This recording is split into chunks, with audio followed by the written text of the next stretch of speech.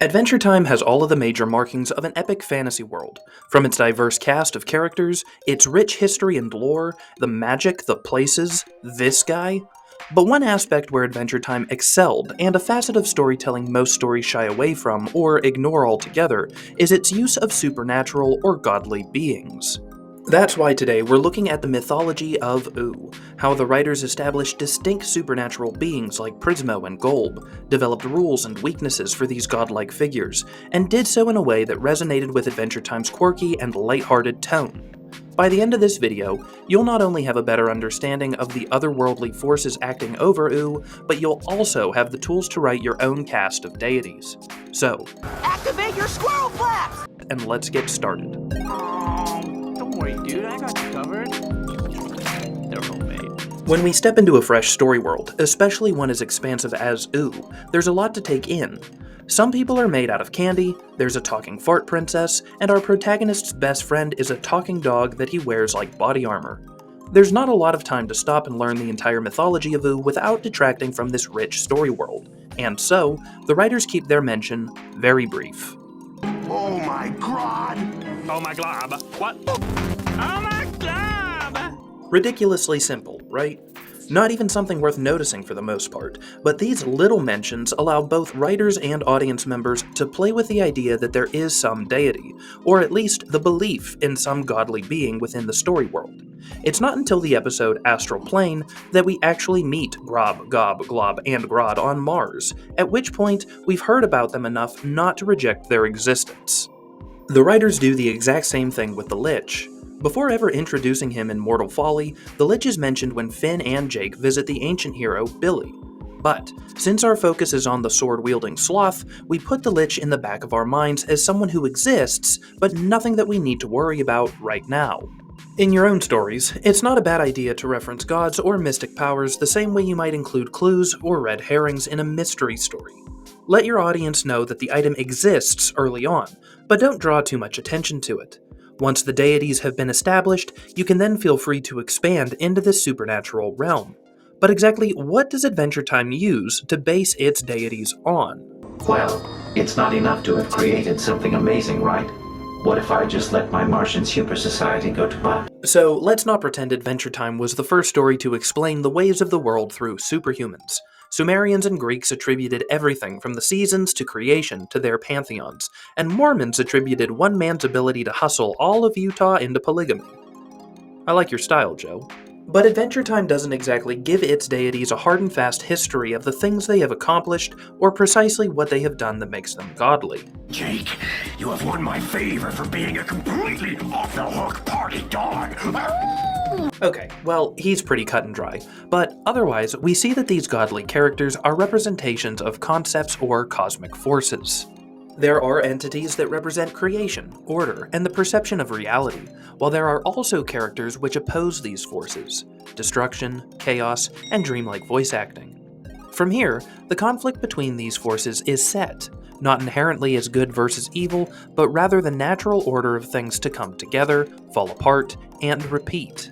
And while that is nice for dipping your loins into the creative process, it only gives you the most superficial idea of who these gods are.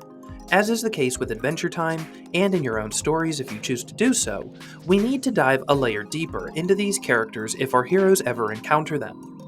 Who is the divine creator on a personal level? What motivates the Lich to seek destruction? And why is Prismo the coolest roommate anyone could ever ask for?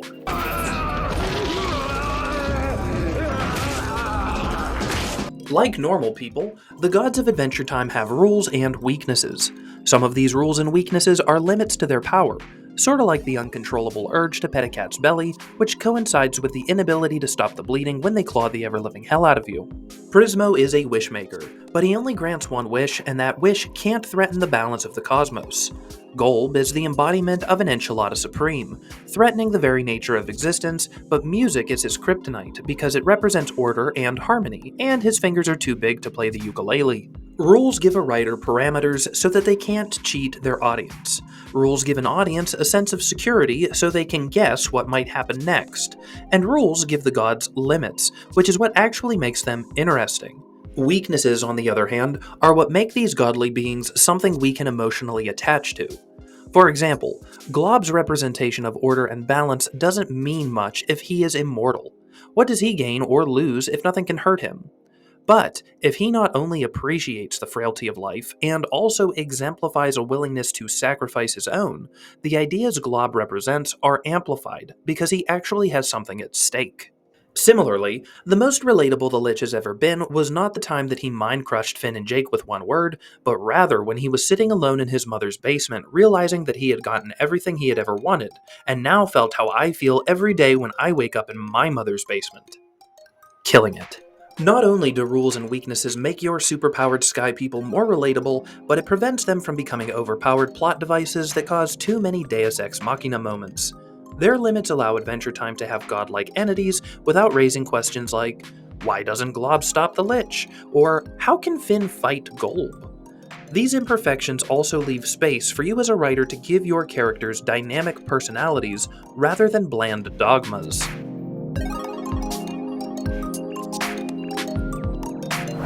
The story world of Adventure Time is goofy, DNA made from candy, emotional songs about french fries, this dumb rock. And part of what makes the show so memorable is how, despite the antics and jokes, it dropkicks the audience off a treehouse of emotions the moment things get serious. It's the dissonance between absurdity, like when Finn is dressed up as a burrito, and the universal truth of falling in love for the first time that made the show hit so hard. Naturally, the show continues this trend with its gods. Prismo is a wish-making genie that only exists if somebody dreams of him. He is a super being whose existence hinges on extra-strength NyQuil. Glob is ultimately defeated by Evergreen's crown, not because the wearer wishes to stop chaos itself as originally intended, but because Betty loved Simon and wanted to keep him safe. Even the Lich, lipless whisperer of ungodly mind control, was defeated by a sweater. The point is that the gods of your story world should be a reflection of the story itself.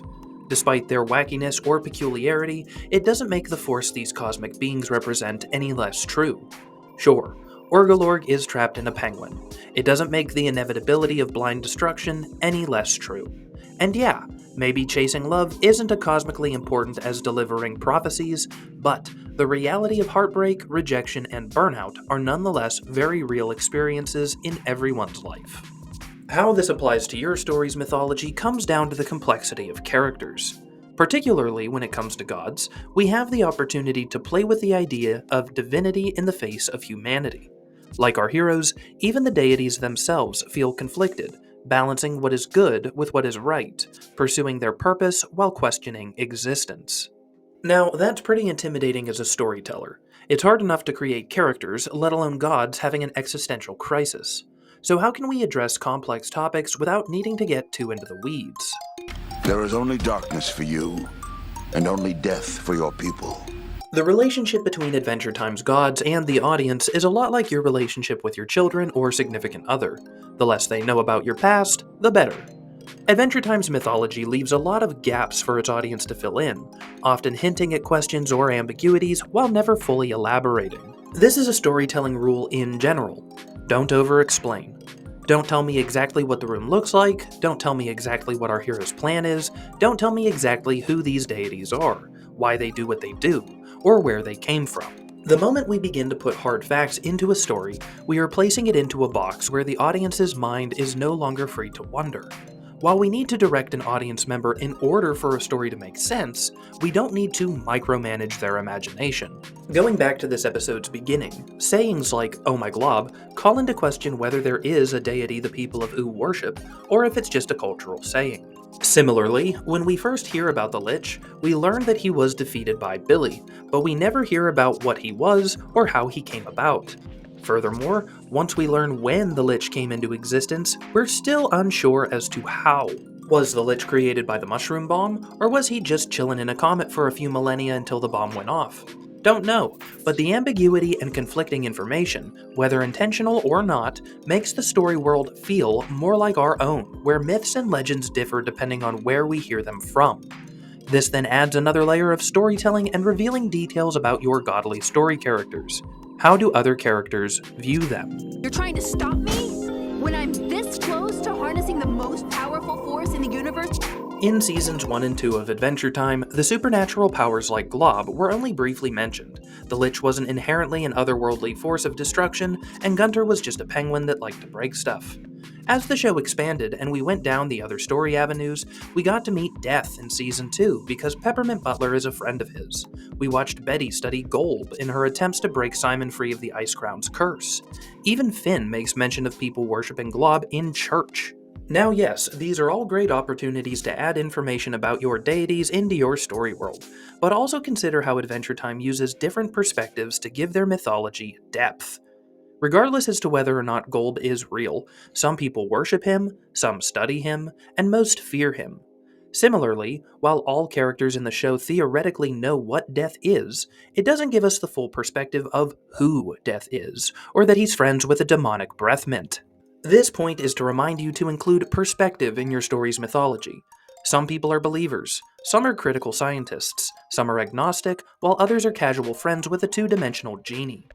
This is useful whether you want your mythology to be wacky like Adventure Time's, or if you only want to make it believable.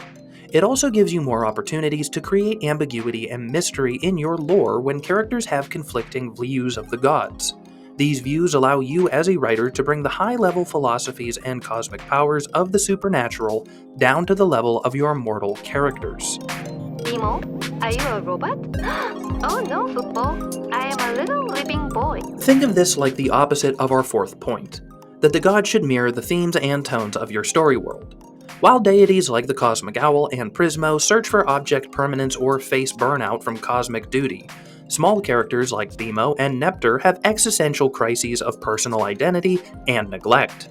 The gods, while powerful and even prophetic, do not control the fates of mortals. We see this idea of free will and blind faith exemplified in Finn's struggle through the Hall of Egress, Betty and Simon's mutual need of letting go of one another, and Jake's struggles to throw out a cup. The story doesn't provide character foils between the gods and its primary cast. Finn is not a tiny Prismo. Gunter isn't really a tiny destroyer of worlds. Rather, Adventure Time shows us that the smallest characters can struggle with the bigness of life's problems the same way a god can struggle with their reason for existing. A hero's greatest enemy can be his own inability to let go and have faith in stepping forward, the same way a monster can feel lost without purpose, even if that purpose is destruction. While mirror characters are utilized within the story world like with Finn and Fern, Bumblegum and Gumbald, or the Ice King and Simon, the correlation between universal powers and the lives of our story characters are indirect. We see that these massive forces of the cosmos play out at every level, making the gods feel more like a constant presence within the story, rather than a tangential side plot in an unrelated world, even when those events take place on Mars. This subtle inclusion into a story world is exactly what makes the real aspects of the mythos fit seamlessly into the land of Ooh.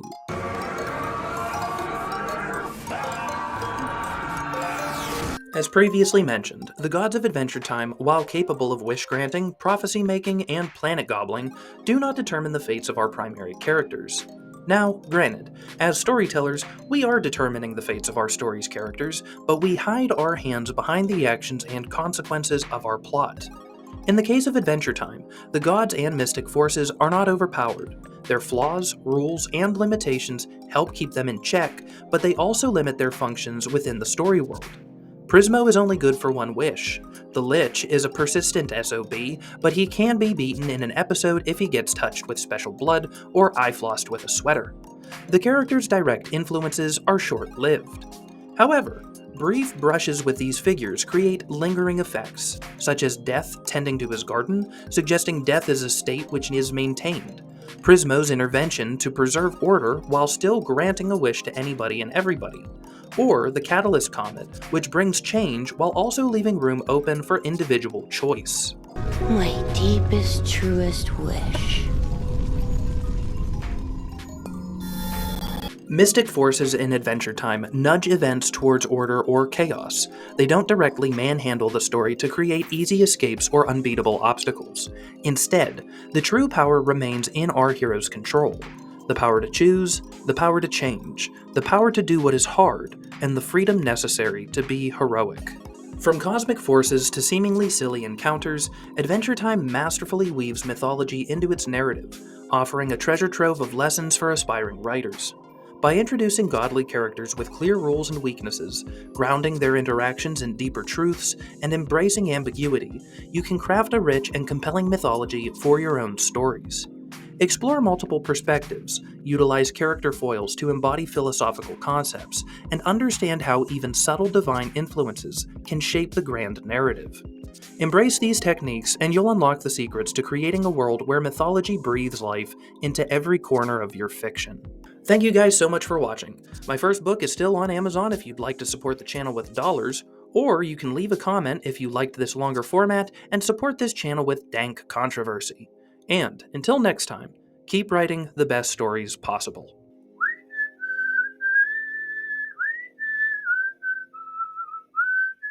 The end.